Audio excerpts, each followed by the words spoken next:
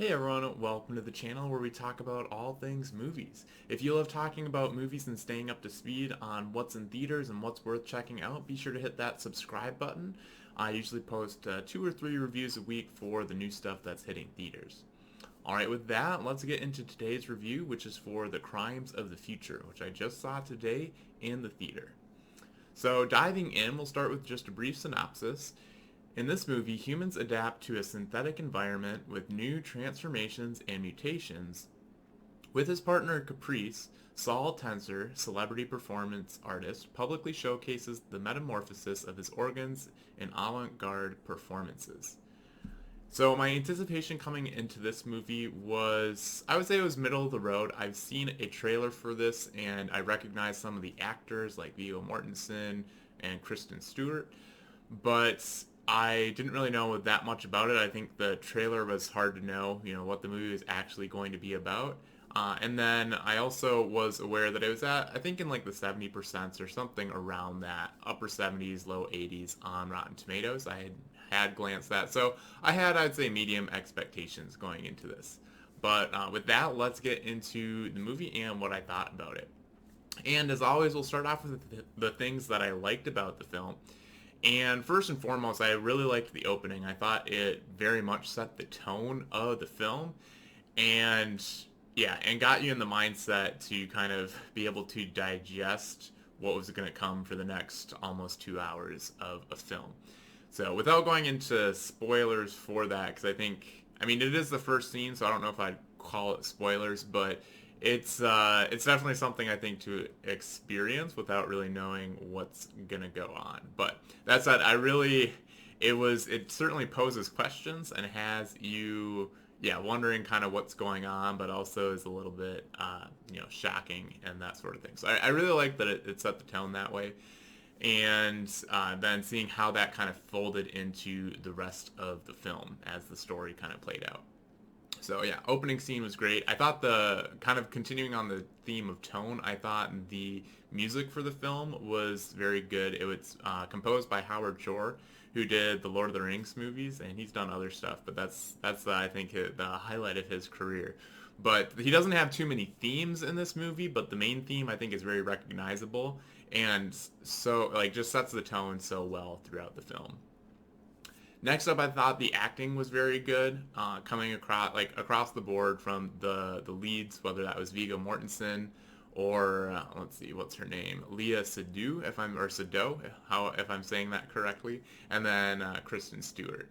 There are others. Those are the ones that I recognize. I thought they all did a great job, especially Kristen Stewart. I think the last thing that I saw her in was Spencer, and this is just a very different role from that. So it's great to see her acting range. And then same with Viggo Mortensen. I've seen him in a few things, primarily as Aragorn in Lord of the Rings. That's my favorite movie series, so that's at the forefront of my brain. But this is a very, very different character, and we're also 20 years on from Lord of the Rings, so he's a little bit older and he has kind of that gruff feel to him, but yeah, I thought they played their characters very well. And then the last thing that I really liked about the movie was just kind of the questions and thoughts that it poses. So this is a like futuristic world, and some of the questions it poses are things like it's an examination of art, because at a few points in the film you have people questioning, well, who's the artist here and what is art. I thought that was an interesting dialogue when they have that. And then just other things like looking at what are the sort of people that live in this world where you have humans evolving and growing new organs and that sort of thing, and kind of just the different points of view in that sort of an environment. I thought that was pretty interesting, just to kind of make you think as you're watching the film.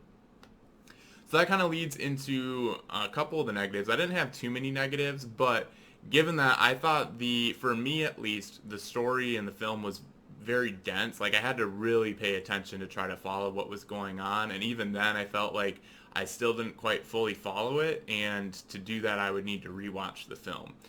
But given that the film is not really the most fun, it's fairly dark and somewhat depressing. So I'm not all that inclined to go back and rewatch it, even though I feel like I kind of need to do that to absorb everything that was going on. So that I think was kind of the main negative for me. But Yeah, I think there were enough positives though, and it's hard because I wouldn't describe the movie as fun. So I overall, this was kind of, yeah, to sum things up, I would give the movie a letter grade of a B, which is usually my quote fun tier, but it's if this is not necessarily a fun movie, but it poses some interesting questions to kind of keep it out of that meh and C tier for me, but it didn't quite rise to the level of like a good movie to go in the A tier.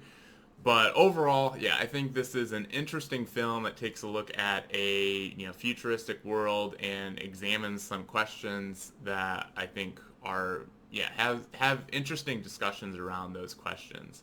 But I do think that this film it reminded me a lot of Blade Runner, the original Blade Runner, in that I think there will be those people out there that absolutely love this film, but then most people will probably just be, I think they'll see it as like a well-made film and a good piece of cinema, but not necessarily one that they particularly enjoy or are looking to rewatch. But I think it'll definitely have its hardcore fans, but I think that'll be a fairly small group. So that's my take on it, though. If you've been able to see the film, I'd love to hear your thoughts on it in the comments below.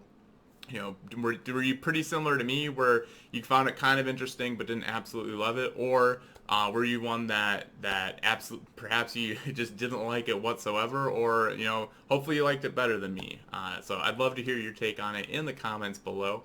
And if you've enjoyed this review, be sure to smash that like button and subscribe so you don't miss any of my upcoming reviews. And with that, thanks for watching, and we'll catch you in the next video.